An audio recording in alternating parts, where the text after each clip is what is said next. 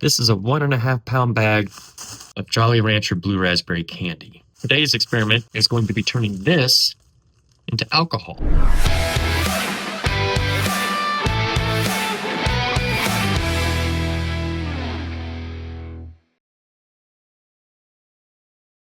Ideally, we want to dissolve all this candy down into a liquid, pitch yeast, ferment it, and hopefully come up with like a nicely blue colored wine.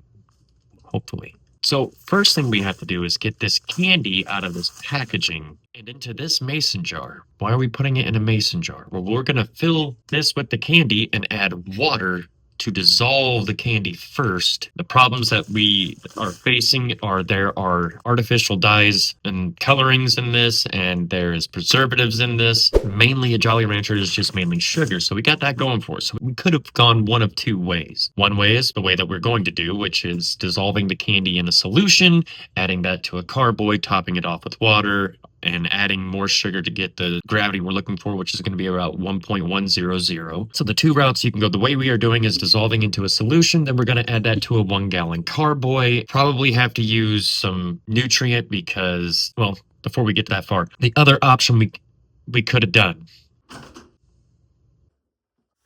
What? Started without me, I see. You didn't tell them anything about the whole sugar wash debacle, did you? That's literally what I'm starting to talk about. I'm willing to bet you didn't tell them my stance on it, did you? I was just getting ready to tell them about the sugar wash. You guys come with me, we're gonna let this idiot unwrap all this candy, and I'm gonna tell you why he's making a huge mistake. Come on. A sugar wash is the most bare bones fermentation you can possibly get. All it is basically is you dissolve sugar into water and ferment that, which in turn gives you a neutral alcohol. This is what Numbnuts should have been doing from the get-go, but he's not. He's dissolving the candy into the actual must, which I'm saying is going to hinder fermentation. So in his mind, he doesn't want to make Jolly Rancher flavored booze, he wants to make Jolly Ranchers, the booze. I think we're making a mistake. Only time will tell. Why don't you go ahead and head on back down there to him and we'll see how it's going. We are going to take our blue raspberry candy. We're going to top this off with water and let these dissolve. Give it a swirl. It's already kind of changing color.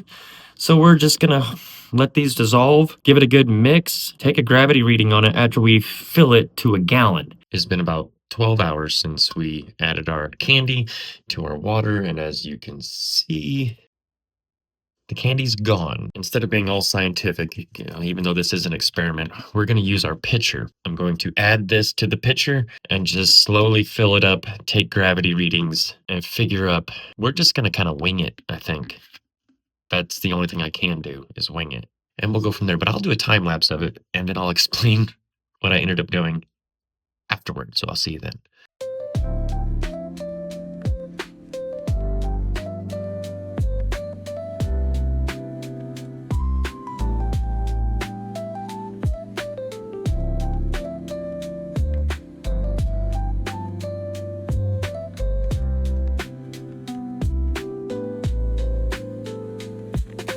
All right, so we found some things out. So I'm actually I'm at 4,000 milliliters. I didn't know how much sugar to add, so I just added a pound of sugar. Dissolve 1.5 pounds of Jolly Rancher candy in water. After they are dissolved, think of that as your concentrate. Take your concentrate and add more water to it till you get to about 112 fluid ounces. Add a pound of sugar. That should put you almost identical to where I am at right now.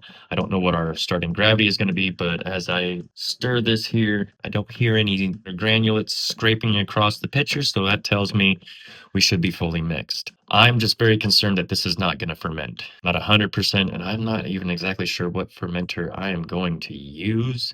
1.106. So our starting gravity is 1.106. Now we need to prepare our yeast. And you know my little dessert cups that I use. And this one, we're going to need to throw everything and the kitchen sink at it. I don't know how this is going to go. This could go one of two ways. It could go fabulously or it could go terribly. But I want to give this yeast every upper hand I can so it'll develop a strong colony. First, you want to put some water.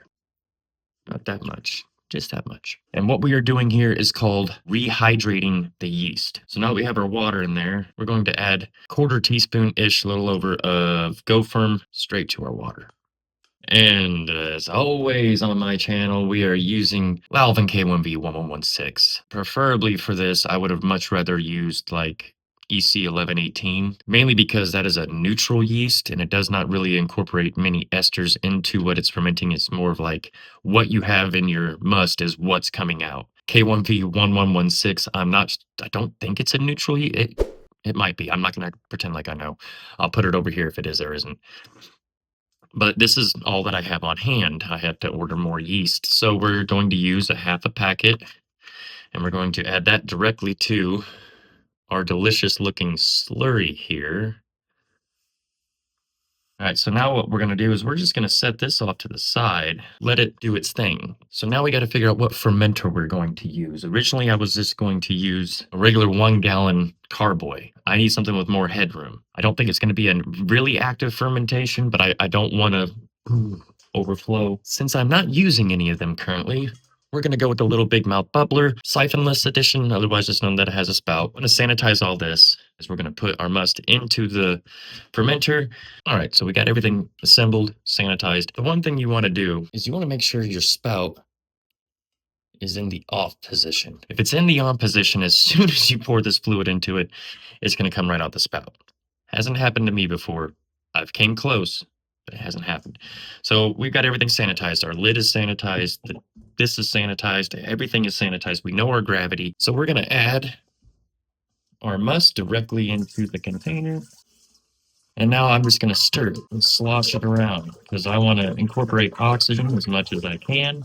Oh my God, that smells so good. So now we're going to add our nutrients because like I said, I don't know how this fermentation is going to go. We're fermenting candy that has preservatives in it, artificial flavorings, colors. It's, I think, a yeast's worst nightmare, but I have faith in our Lalvin K1V1116. But even though I have faith, we're just going to give it a little bitty boost. So we're going to do a half a teaspoon of Fermento directly into our fermenter. So we're going to do that now.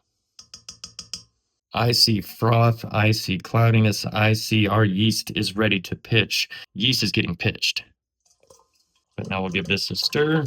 Well, I can tell you this, it doesn't smell like blue raspberry candy anymore. Throw a lid on it, crank it down. Now we will bada bing, bada bang, bada boom. This is gonna go sit. I'll have an update for you in a couple weeks. As always, guys, make sure you like, subscribe, and turn all the notifications on to the page so you don't miss any updates that's gonna come down the pipeline with this blue raspberry wine. Thanks for watching. I'll catch you next time. We're at the 24-hour mark. There's no activity in it. Damn it, that son of a bitch may have been right. Yep.